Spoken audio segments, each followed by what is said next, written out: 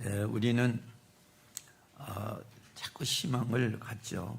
조금 있으면 좀 나아질 거야.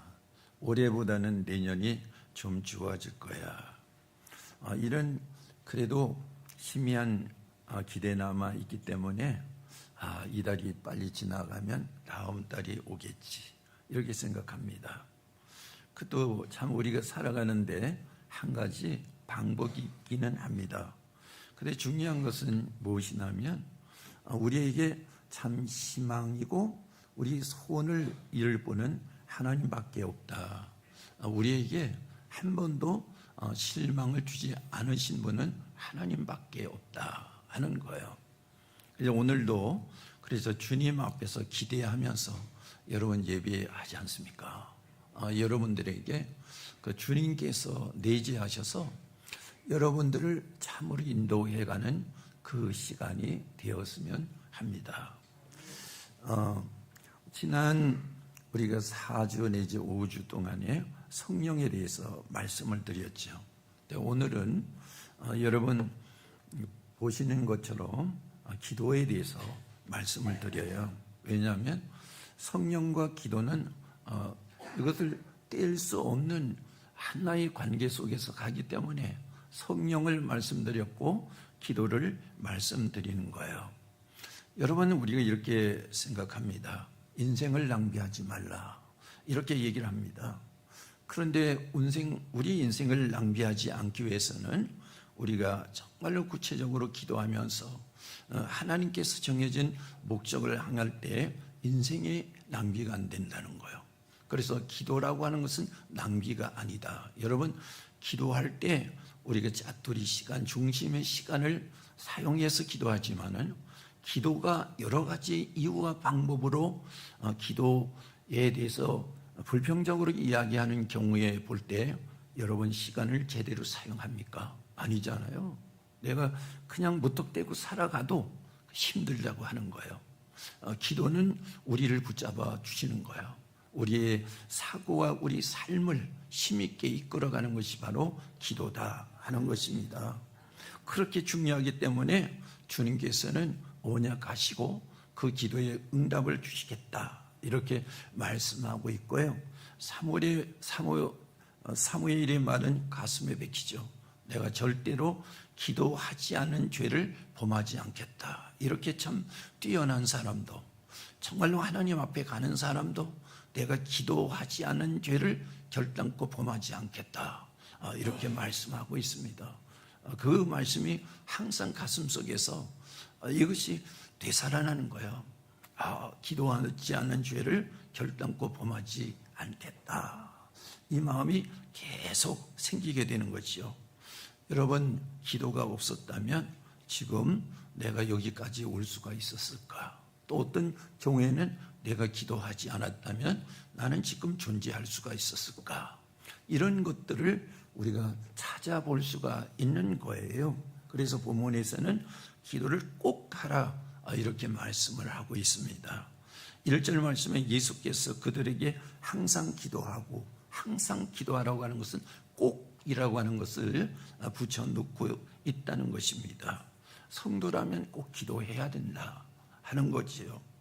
기도 안 하는 이유를 댈 때 이것은 참 성도로서 안 해야 될 말을 하는 것 아니겠습니까? 기도는 무엇 때문에 하십니까?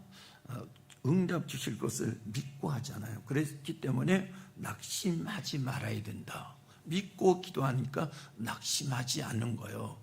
우리가 믿지 않고 기도도 안 할 때 낙심되지 않습니까? 성도가 낙심된다고 하는 것은 기도하지 않고 있다는 거잖아.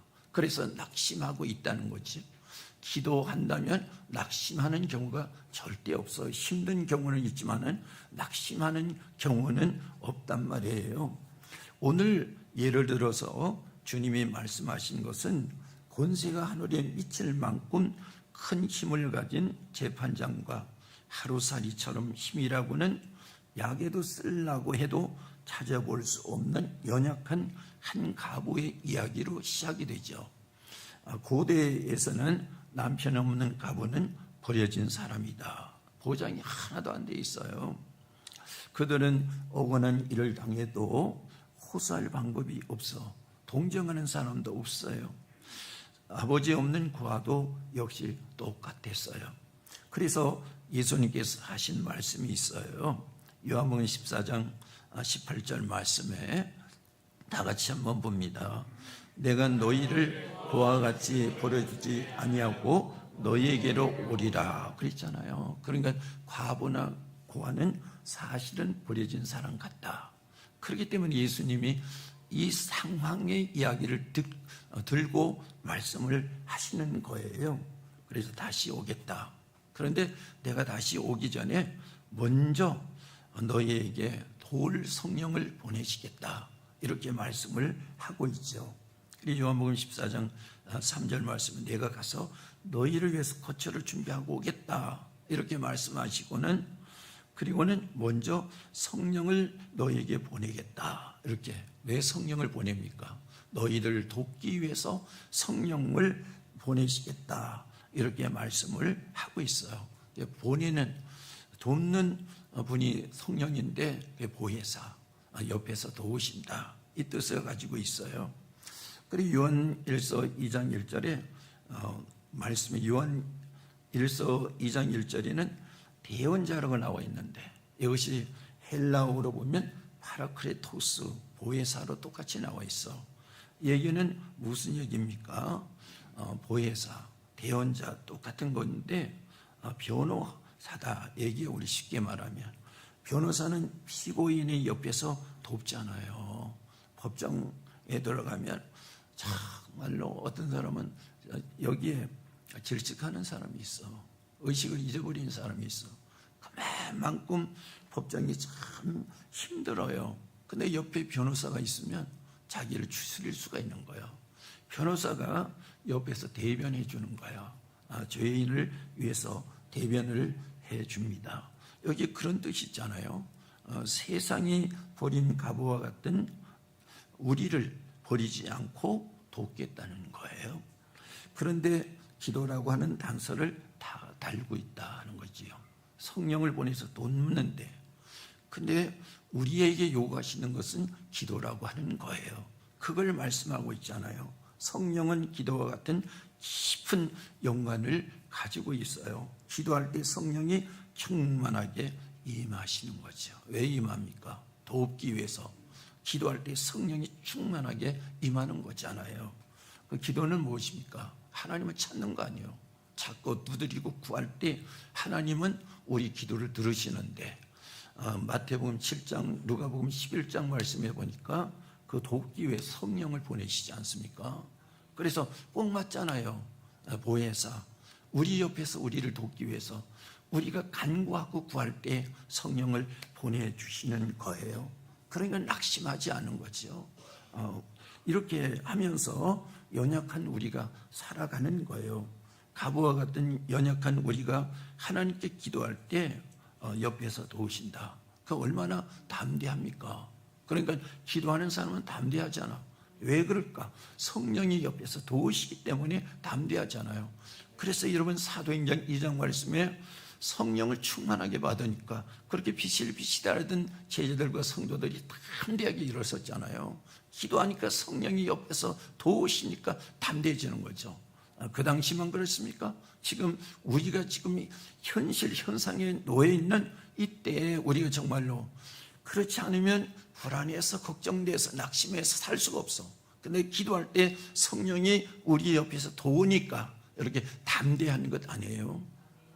그래서 성도는 하나님께서 주시는 은혜가 그냥 은혜가 아니고 우리를 도우시는 성령을 보내주시기 때문에 실제적인 은혜다. 이것이 하나님의 약속이지 않습니까? 약속. 그냥 하나님께서 어느 때 보내주는 것이 아니고 하나님의 약속 속에서 이루어지는 거예요. 그러니까 여러분 약속을 이렇게 연약하고 죄인인 우리와 한다고 하는 것은 우리를 그만큼 사랑하신다. 그러니까 십자가에서 그 아들을 위해서 그 아들이 우리를 위해서 죽으셨잖아요.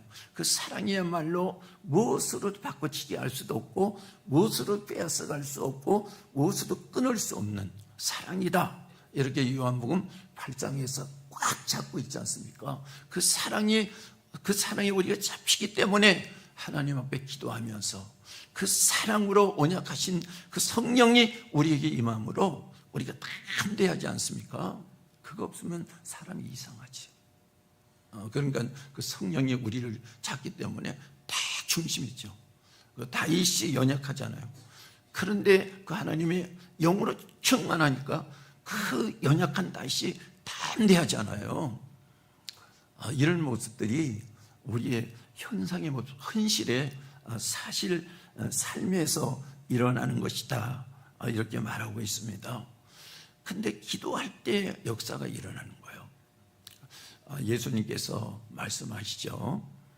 예수님께서 이제 제자 셋을 데리고 베드로와 야고보와 요한을 데리고 헬몬산으로 갔죠. 헬몬산은 한 2,000m, 3,000m가 된다고 그래요. 근데 거기에 올라가셨는데 뭐 헬몬산은 어느 부근에 가는지 모르죠. 자전 헬몬산에 가셨잖아요. 예수님이 가신 다음에 귀신 들려서 물에도 넘어지고 불에도 넘어지는 간질병 들린 아들을 데리고 왔잖아요. 예수님의 제자들 9명이 남았잖아요. 전에 하나님이 주신 성령을 힘입고 마태복음 10장 말씀에 나가서 복음을 전하면서 귀신도 쫓아보니까 되는 거야. 그래서 이 제자들이 착각을 하고 이번도 되겠지 해가지고 서로 막 자기들이 고치겠다고 나서는 거예요. 근데 해보니까 꼼짝도 안 하는 거예요. 왜? 전에는 예수님께서 4번이시면서 성령을 약으로 조금 충만케 하셨죠. 근데 그 능력으로 했는데 지금은 기도도 안 하는데 뭔 능력이 있습니까? 나서서 차릉싸움만 해봐도 안 되는 거예요. 낭패만 당하고 말았잖아요. 많은 사람들 중에 체면만 꾸기고 마는 거 아니에요. 예수님이 내려오시니까 아이의 아버지도 그렇고 거기 모인 사람들도 당신의 제자들이 저 병을 고친다고 나서서 했는데 절대로 병을 고치지 못했다. 이건 제자들이 날라리 아니냐, 이렇게 하니까 예수님께서 말씀하시죠. 귀신아 나가, 이렇게 하니까 귀신이 나가고 아이가 나왔죠. 제자들이 모숙해가지고 뭐라고 합니까? 어떻게 해서 이렇게 병을 고칠 수 있습니까? 귀신이 나갈 수가 있습니까? 그러니까 이러시되 기도 외에는 다른 것으로 이런 종류가 나갈 수 없느니라. 누가복음 9장 25절로 29절 말씀이잖아요. 기도 외에는 이런 유가 나갈 수 없느니라. 기도 자체가 능력이 있는 것이 아니죠. 기도할 때 성령이 충만하니까 성령의 능력으로 귀신이 나가는 거예요. 그래서 여러분 마태복음 12장 말씀에 예수님께서 귀신을 그렇게 쫓고 병을 치료하니까 예수님을 비방하는 자들이 뭐라고 그랬어요? 귀신의 왕의 힘을 입어서 귀신을 쫓는다 그러니까 예수님께서 무슨 얘기나 성령을 힘입어서 귀신을 쫓는 거야, 이렇게 말하고 있어요. 그럼요, 우리가 귀신에게 잘못하면 잡혀먹지. 기도해서 성령이 충만할 때 귀신을 쫓는 거지. 이게 없으면 성도라고 해도 귀신에 잡혀먹고 말아. 여러분 경험해 봤어요? 기도 없이 성령이 충만하지 않으면 귀신에 잡혀먹는다니까요. 목사도 잡혀먹는다니까요. 근데 성도들도 기도하면 그 능력으로 귀신을 이기고 그리고 병이 치료되는 역사가 일어난다니까요. 그래서 여러분 지난번에는 성령에 대해서 얘기했죠. 성령이 하나님께서 중생에는 한 번 주시지만 그 다음에는 계속 너희들이 충만하게 하라고 하고 있잖아요. 성령에서 능력이 난다고 얘기하지 않았어요? 사도행전 1장 8절에 성령과 권능을 받고 있잖아요. 성령이 충만할 때 그 능력이 임하는 거지. 성령이 충만할 때 하나님의 능력이 임하지, 사람의 능력으로 무슨 귀신을 쫓습니까? 웃기는 얘기지. 웃기는 얘기라고 그러잖아요. 여러분 사도행전 19장 말씀에 보니까 바울이 귀신을 쫓고 하니까 서가네의 자식들이 와서 하는 대로 모방을 하니까 그들이 웃기지 말라. 예수도 알고 바울도 알아. 그러면서 그들을 농락하잖아요. 그들이 도망가잖아요. 웃기지 말라 얘기잖아. 성도들이 귀신 앞에 농당을 당하면 안 되는 거야. 큰 능력이 있어야 되잖아. 기도에서 성령이 충만할 때 여러분 귀신을 쫓고 세상을 변화시키는 힘이 있잖아요. 얼마나 중요한 말씀을 하고 있습니까? 여러분, 오늘 어떤 사람이 되기를 원합니까? 사실은 여러분, 사울이라고 하는 사람이 이제 전쟁을 하고 들어갈 때 여자들이 나와서 이렇게 얘기하죠. 사울은 천천히요, 다윗은 만만히요. 다윗이 왕이잖아요. 아니, 사울이. 근데 천천히요, 다윗은 아이에 불과한 거예요.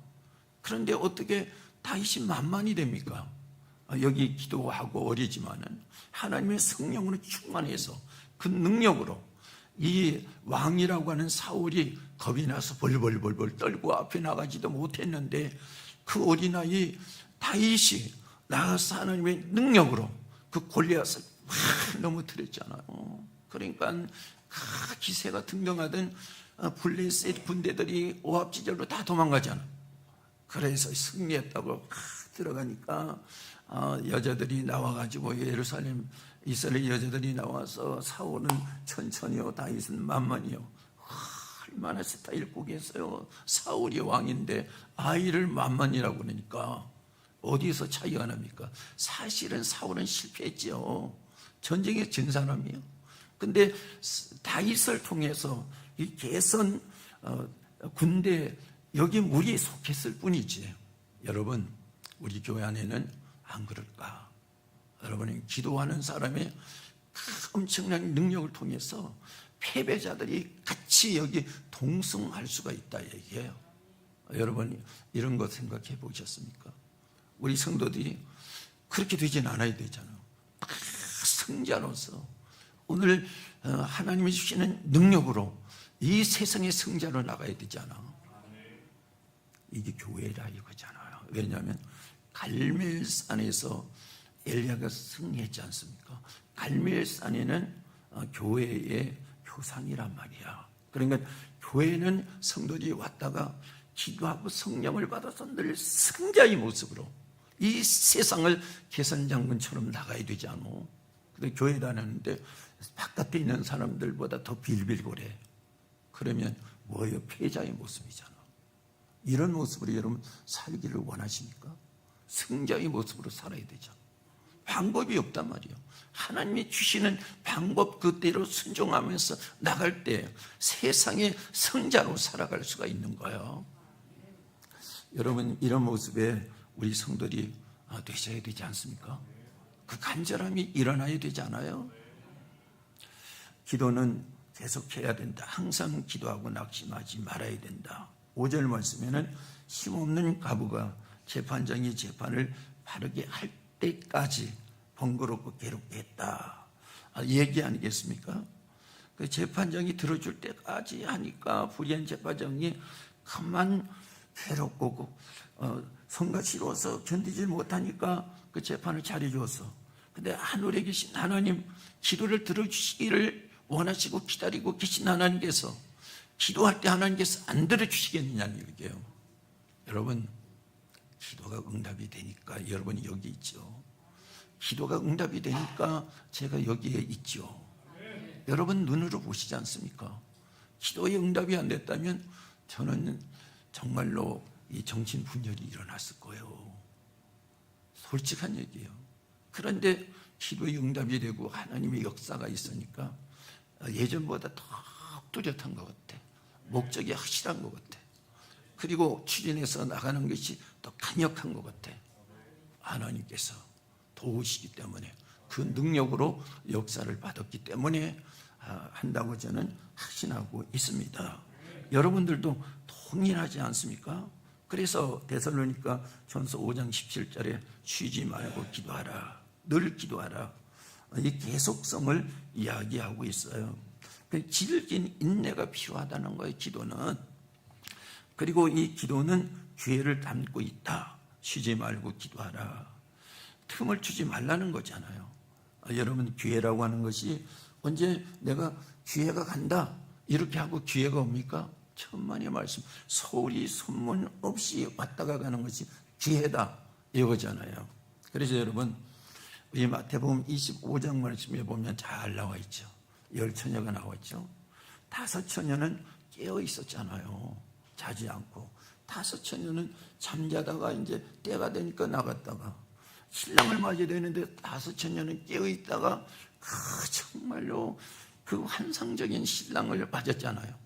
근데 5처녀는 그만 자기 신랑을 맞이 못해서 인생을 버렸잖아요. 어제 2시 반쯤 됐죠. 제가 이제 교회 사무실에서 이제 묵상하고 그러다가 이제 교회 내려와서 기도하러 오는데 사무실에서 두 사람이 있어. 준혁이하고 누구지? 정주영이 있어. 제가 쑥 들어오니 깜짝 놀라가지고 이러는 거예요. 아마 이 사람들 깨어 있어서 아마 여기는 신랑을 만났는데 얼마 안 있으면 장가갈 거예요. 왜냐면 깨어 있었기 때문에. 네? 그렇지 않아요? 준혁이 장가갈 거 같지 않아? 깨어 있어야 된다니까. 이건 하는 얘기고요. 깨어 있어야 되는 거야. 여기에 연약한 가부는 깨어 있었어. 그렇기 때문에 번거롭게 부연 재판장에게 가서 재판을 잘해달라고 했지. 그러니까 견디질 못하는 거야. 그래서 이 재판장이 해준 거야. 하나님은 기도할 때 하나님께서 칭찬하시면서 응답하시는 거잖아.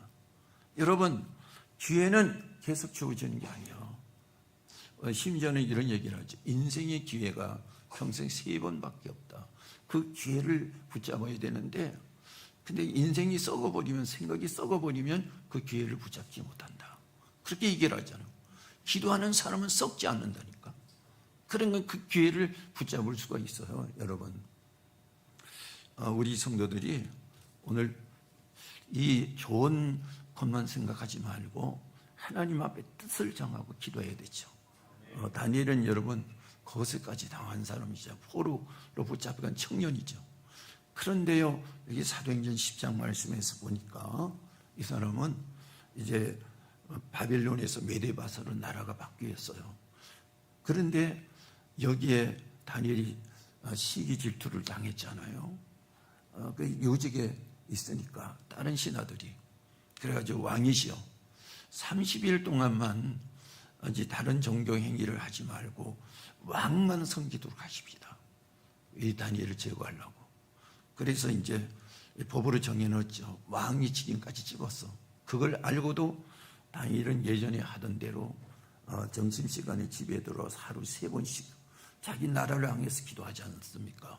엿벗고 있던 사람들이 다니엘을 고발해서 붙잡아서 그 계획대로 다니엘 사자굴에 던졌죠. 하나님은 사자 입을 딱 봉해서 다니엘을 보호했어요. 이것 때문에 왕이 다니엘을 더 높였잖아요. 여러분, 하나님 앞에서 우리 인생이 높아가는 거예요. 자기 자신이 헛된 것에서 높아가는 것이 아니라 하나님 앞에서. 오늘 이거를 여기서 볼 수가 있지 않습니까?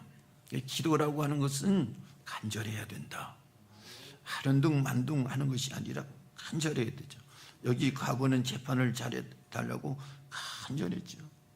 여러분, 누가복음 15장 말씀에는 가나안 여인이요, 자기 딸이 병들었잖아요. 귀신 들려가지고 어느 누구도 고칠 수 없어. 여기는 이방적이고 이방 여인이요.